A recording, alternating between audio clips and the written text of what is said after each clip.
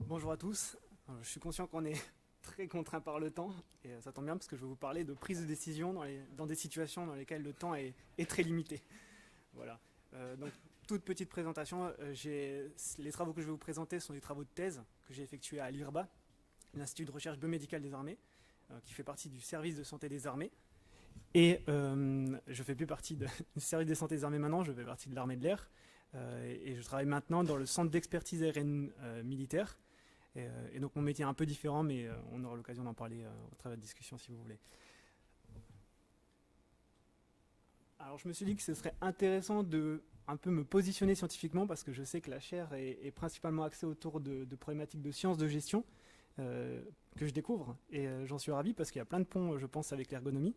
Et donc je vais vous présenter un petit peu ma discipline qui est l'ergonomie et plus particulièrement la sous-discipline qui est la mienne, qui est la psychologie ergonomique.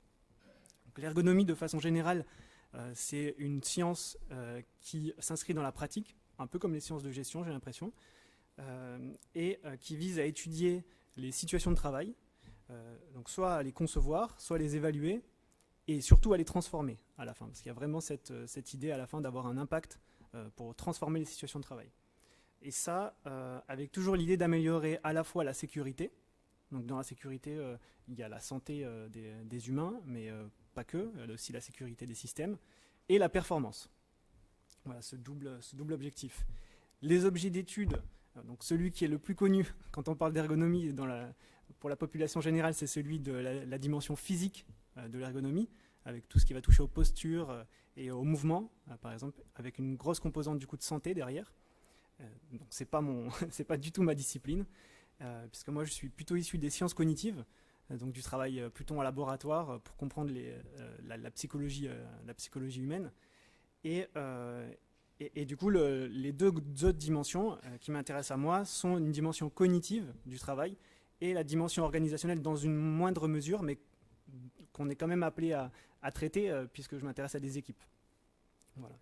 Et peut-être le leitmotiv de l'ergonomie, c'est de s'inscrire dans l'étude de situations les plus réelles possibles, ce qui la différencie un petit peu des sciences cognitives, par exemple, qui vont plutôt travailler sur des situations de laboratoire.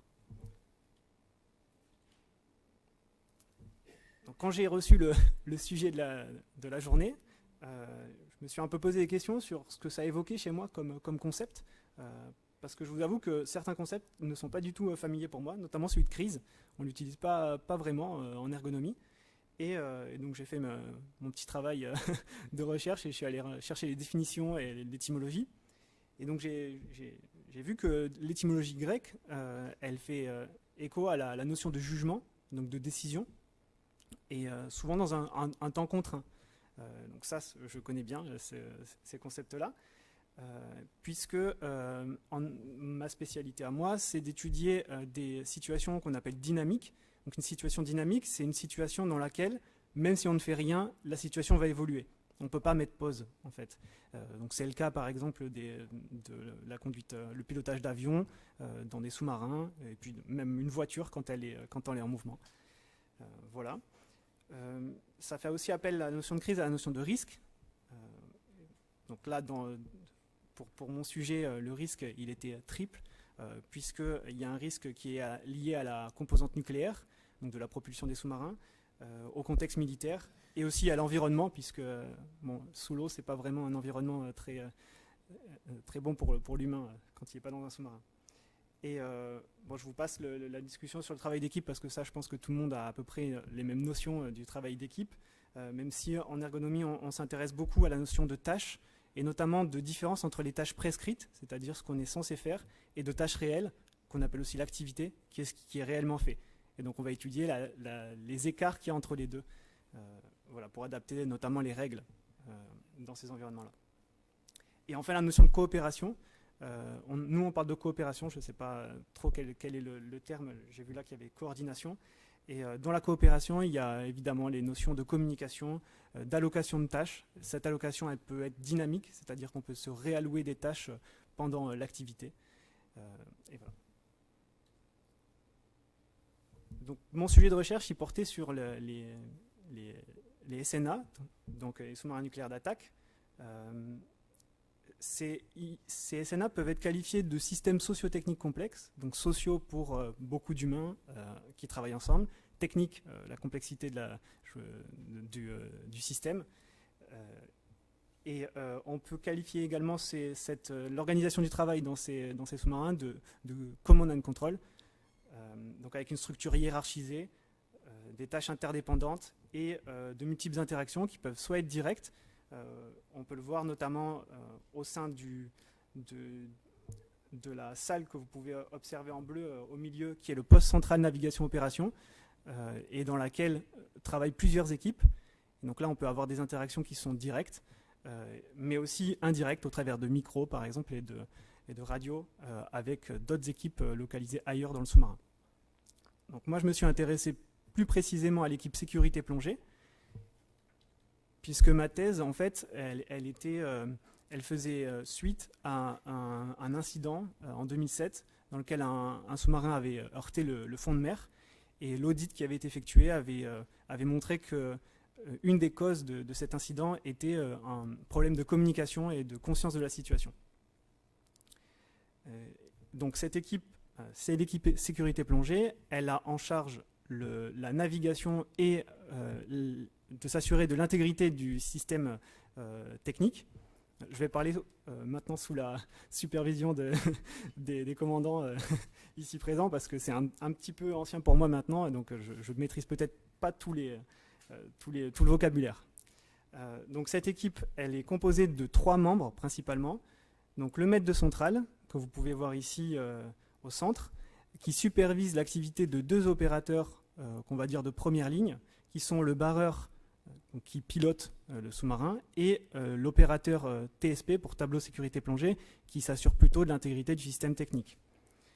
Donc ce maître de centrale, il est central comme son nom l'indique, puisqu'il fait le lien entre les opérateurs de première ligne et le commandement, qui est représenté ici par l'officier chef de quart, qui n'est pas toujours présent dans cette équipe et qui transmet les directives du commandant à cette équipe.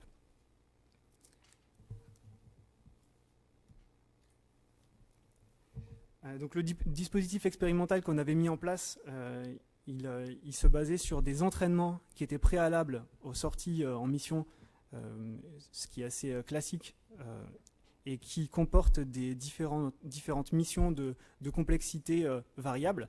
Donc nous, on s'était intégré dans une mission de haute complexité, dans laquelle l'objectif était d'aller récupérer des commandos dans une zone ennemie, et pour laquelle différentes phases avaient été prévues, et notamment une phase où le but était de ce qu'on appelle effectuer la pesée du sous-marin, c'est-à-dire permettre au travers de flux d'eau dans le sous-marin de rester à faible vitesse à une immersion particulière. Et ça permettait ensuite d'être sûr qu'à faible vitesse, on pourrait récupérer les commandos sur zone. Voilà. Donc c'est comme ça qu'on a évalué la performance opérationnelle, c'est la qualité de cette pesée. Donc vous pouvez voir ici un exemple des interactions qu'il pouvait y avoir. Donc c'est assez bruyant. Il peut y avoir dans des situations comme ça qui sont très contraintes par le temps, beaucoup de personnes qui parlent en même temps. Et donc là, je vous ai mis un exemple. Alors là, si je vous raconte un petit peu l'histoire, ça part de l'opérateur TSP et du barreur qui remonte des informations au maître de centrale. Donc vous voyez le TSP qui dit « on a déjà pompé 500 litres ». Donc il informe sur le mouvement d'eau qui a été effectué. Le barreur qui dit « maître de centrale, on est lourd ». Et le maître de centrale qui remonte à son commandement le fait qu'ils ne tiendront pas à une certaine vitesse à une immersion. Donc l'environnement sous-marin, il comporte un certain nombre de spécificités qui peuvent avoir des impacts sur la psychologie donc des opérateurs. Parmi ces contraintes, on peut compter les risques qui peuvent induire du stress, des rythmes de travail variables et des charges de travail aussi, donc ça plutôt sur l'aspect cognitif. Et moi, ce à quoi je me suis intéressé, c'est la conscience de la situation qui est au cœur de l'activité de cette équipe, puisque cette équipe est cruciale dans le fait de se représenter ce qui se passe en termes de navigation et pour appliquer les bonnes actions.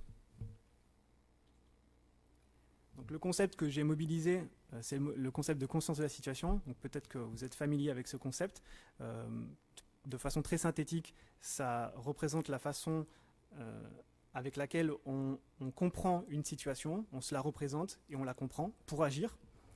Et c'est évidemment un concept qui est très présent dans les activités militaires et qui a été développé dans l'aviation de chasse. Et initialement plutôt pour traiter des problématiques de désorientation spatiale. Voilà. Et ce concept-là, on peut le traiter soit selon un axe individuel, c'est-à-dire comment une personne se représente ce qui se passe autour de lui pour agir, ou de façon collective, comment plusieurs personnes se représentent la situation et communiquent pour comprendre cette situation. Donc là, sans rentrer dans un débat très théorique, je vais vous présenter un petit peu deux approches qu'on peut avoir pour étudier cette conscience de la situation.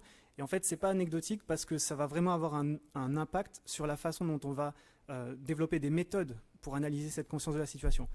Donc, il y a deux approches principales. La première, c'est une approche qu'on appelle la conscience de la situation d'équipe et qui va viser à étudier la façon avec laquelle les membres d'une équipe se représentent la situation à un instant T et ensuite étudier s'il y a des choses qui sont partagées dans ces représentations. Est-ce qu'ils ont la même représentation? Est-ce que cette représentation diffère? Quelle est la représentation que je me fais de ce que l'autre sait? Voilà, toutes ces choses-là. Et ça part du principe que la conscience de la situation, on l'étudie sous l'angle du produit d'un processus, et ce produit, c'est la représentation à un instant T. Et ça fait face à une autre approche, qui est celle que j'ai plutôt choisie, qui est une approche distribuée de la conscience de la situation, et qui part du principe qu'en fait, étudier ce qui se passe dans la tête d'un opérateur en situation de temps contraint, c'est très compliqué parce qu'on ne peut pas, à moins de modifier la situation en gelant la situation, on ne peut pas étudier ce qu'il sait et donc ce qui se représente dans sa tête. Donc ce qu'on va étudier, c'est plutôt son comportement. Et donc, notamment pour moi, c'était le comportement verbal. Donc ce qui va échanger comme information avec les autres pour, dans une équipe, partager des informations. Voilà, c'est un peu deux méthodes très très différentes. Et l'idée qu'on a eue, c'était de mixer un peu les deux approches. Donc de se baser sur les comportements pour étudier la conscience de la situation, mais dans ces comportements verbaux, d'étudier qu'est-ce qui est cognitif dans cette communication verbale. Donc vous verrez plus tard, je vais vous présenter le modèle qu'on a utilisé et pour comprendre quelle est la nature cognitive des informations qui sont partagées. Très rapidement pour la problématique de recherche, donc on a considéré que quand un opérateur parle, il manifeste sa conscience de la situation et il modifie la conscience de la situation de l'autre opérateur. Alors on ne peut pas savoir dans quelle mesure, mais en tout cas on sait que ça peut avoir un impact. Et donc on a étudié ces transactions de conscience de la situation selon deux axes. Le premier qui fait un petit peu écho à ce que le professeur a présenté tout à l'heure, qui était une approche un peu structurelle de la communication. Ça c'était typiquement pour savoir qui parlait à qui. Et étudier les dynamiques comme ça de communication. Donc ça c'est la première approche, mais on trouvait que ce n'était pas suffisant parce que ça ne nous informe pas sur le contenu de ces transactions.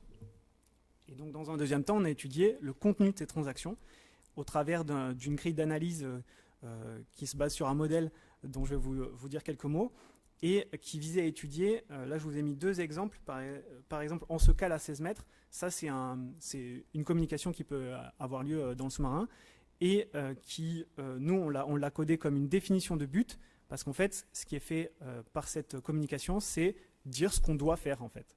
Voilà. Et là on est plutôt dans un aspect proche de l'action, mais il peut aussi y avoir des informations. Si je vous dis par exemple, je vous donne un exemple où on se trouve dans une voiture ensemble et que je suis votre copilote et que je vous dis on va à 90 km/h, c'est pas exactement la même chose que de vous dire on dépasse de 10 km/h la limite de vitesse, ou que de vous dire on va dans le mur. Là, les trois informations ont des natures très différentes et sont interprétées de façon très différente par rapport au but qui peut être commun, qui est de ne pas se prendre le mur et de respecter les limites de vitesse techniquement.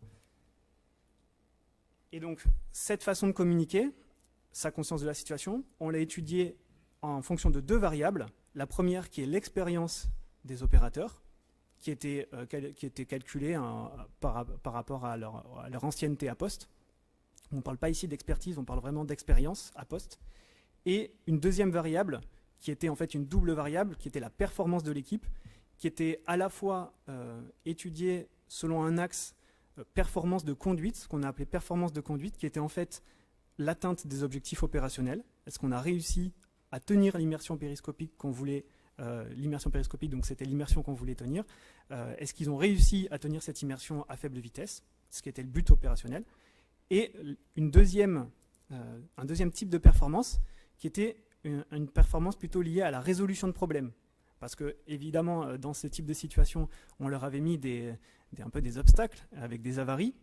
Et donc, c'est toujours un compromis pour les sous-mariniers de à la fois traiter les problèmes pour pas qu'ils aient un impact tel que ça empêche de réaliser la mission, mais pas trop s'attarder dessus parce qu'il faut réaliser la mission de toute façon. Donc là, c'est pareil, peut-être que vous pourrez me poser des questions si vous voulez. Je vais essayer de passer très rapidement, mais ça fait aussi écho à ce que le commandant disait tout à l'heure sur tout ce qui était entraînement, drill, what if, puisque ça, c'est un modèle qui a été développé pour comprendre comment, dans une situation dynamique, un individu peut mettre en place des activités, donc pas de façon consciente forcément, hein, des activités cognitives, pour comprendre ce qui se passe et agir. Donc ce modèle, il a été développé principalement sur l'activité de pilotage de chasse. Et vous pouvez le voir, on peut distinguer deux côtés. Un côté gauche, qui est un côté de diagnostic. Donc les bulles, en fait, ce sont des activités cognitives. C'est ce qui peut se passer dans la tête de l'individu. Et sur la gauche, on peut voir les activités de diagnostic qui visent à comprendre ce qui se passe dans la situation. Et à droite, les activités de planification qui visent à comprendre comment on va agir. Et donc, en fait, pour lire ce modèle, en fait, il faut rentrer par la gauche. Donc, il faut rentrer par le fait d'essayer de comprendre la situation pour ensuite agir. Et donc, l'intérêt de ce modèle, c'est que par rapport à d'autres, il met en avant le fait que déjà, on comprend pour agir et on ne comprend pas juste par plaisir. Dans une situation, je parle ici des situations des activités finalisées, c'est-à-dire des situations de travail, pas des situations de divertissement par exemple. Mais dans des situations d'activités finalisées, on comprend pour agir. Et donc ici, l'intérêt de ce modèle, c'est qu'il permet de comprendre justement comment l'automatisation des gestes permet de rester à des niveaux qui permettent d'agir très très vite. Donc là, on est sur le niveau le plus bas, information non interprétée de la situation. Si j'ai entraîné de façon très fréquente une certaine réaction à une information, je n'ai pas besoin de passer par des étapes de réflexion consciente. Je peux agir à partir d'une information non interprétée. Par exemple, je vois un feu vert, je démarre. Je ne prends pas conscience du fait qu'il faille que je démarre au feu vert. Ensuite, ça c'est pour des situations du coup qui sont connues. Dans des situations inconnues, on monte sur le niveau orange et on est dans une boucle temporelle un petit peu plus longue puisqu'on rencontre des situations qui ressemblent à ce qu'on connaît, mais qui ne sont pas, pour lesquelles on n'a pas des réponses toutes faites. Donc souvent, ce qui est fait dans ce type de situation, c'est qu'on essaie de reconnaître un peu la situation par rapport à ce qu'on connaît et de mettre en place des procédures qu'on connaît par ailleurs pour d'autres situations et de voir si elles marchent avec ce type de situation. La plupart du temps, ça marche très bien. Et c'est là où les what if entrent en jeu, pour le coup. Et puis le dernier niveau, le niveau rouge, qui est un niveau où il faut un peu plus de temps pour réfléchir, parce que là, le but, c'est de mettre en lien les informations de la situation avec notre but, le but commun. Et donc là, ça se présente quand la situation ne correspond plus du tout à ce qu'on attendait et qu'on se rend compte qu'on ne va pas pouvoir atteindre nos objectifs. Donc là, il y a toute une phase de prise de décision qui va se mettre en place où il va falloir réévaluer la situation, réévaluer la planification de ses actions, comment on va distribuer les tâches. Ça prend du temps. Et souvent, c'est pas forcément possible de monter jusqu'à ce niveau parce qu'il y a un compromis cognitif qui se fait en permanence entre le temps que j'ai pour raffiner ma solution et du coup la solution que je vais mettre en place et à quel coût elle va avoir pour moi. Donc ça, voilà, c'est un peu pour le modèle qui était derrière. Et donc ce modèle, il nous a permis derrière, avec les petites bulles, de comprendre quelles étaient les activités cognitives qui étaient mobilisées dans les échanges verbaux. Donc on a pris chaque échange verbal en disant voilà quel type d'activité il mobilise. Donc très rapidement sur les résultats. Premièrement, les résultats, donc j'ai sélectionné quelques résultats intéressants pour le sujet d'aujourd'hui, des résultats concernant l'expérience des opérateurs et notamment l'expérience du chef d'équipe qui, on a pu observer que les équipes dans lesquelles le chef d'équipe est expérimenté présentent une centralisation des informations sur lui. C'est-à-dire qu'il va traiter plus d'informations. Alors, plus d'informations, ce n'est pas absolu, ce n'est pas en nombre d'informations, c'est plus d'informations par rapport aux autres opérateurs. Donc c'est un pourcentage. Il va être plus central, il va traiter plus d'informations par rapport aux autres. Et on a aussi observé que cette expérience du chef d'équipe, elle a un impact sur la façon avec laquelle son supérieur, l'officier chef de quart, va le superviser. Et donc avec les maîtres de centrale plutôt inexpérimentés, le chef de quart est beaucoup plus présent et il lui définit la tâche, c'est-à-dire il lui rappelle fréquemment ce qu'il faut faire et il est beaucoup plus présent. Voilà. Ça, c'est un premier résultat sur l'expérience. Et un deuxième résultat sur l'expérience, elle portait sur le barreur. Et on a trouvé que les barreurs expérimentés envoyaient plus d'informations au chef d'équipe. Donc ça, c'est assez logique de se dire ça parce que quand on est expérimenté, on a la capacité de comprendre quelles informations sont intéressantes et d'abreuver son chef d'équipe d'informations en permanence qui peuvent l'intéresser. Et peut-être aussi des mécanismes de confiance qui peuvent être derrière ça. Et un deuxième résultat qui est cohérent avec celui que je vous ai présenté juste avant, qui est que les barreurs inexpérimentés étaient supervisés de façon plus étroite par leur supérieur, le maître de centrale.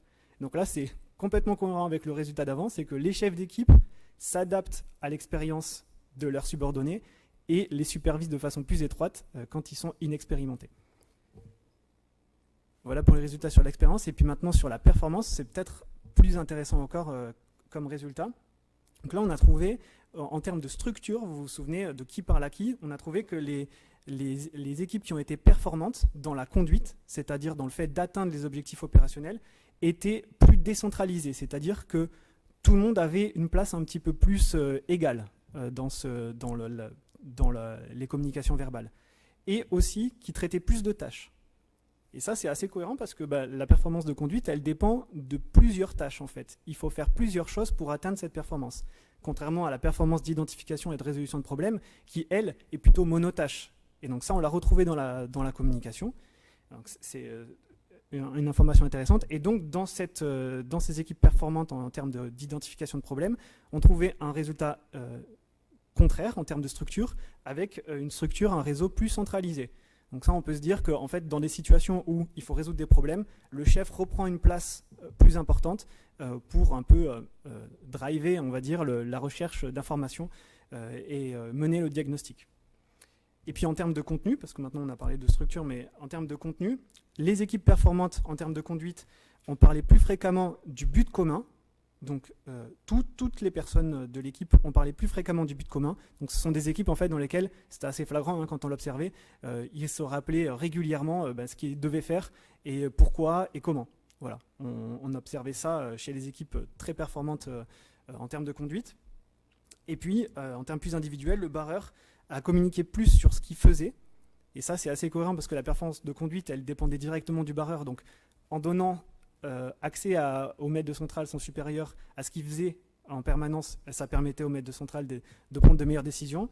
Et sur l'évaluation de la situation. L'évaluation, c'est tout en haut du spectre de ce que je vous ai présenté, et donc à des niveaux plus interprétés. Donc en fait, là, le subordonné donnait directement des solutions, vous l'avez dit tout à l'heure, mon commandant, sur ce qu'il fallait faire.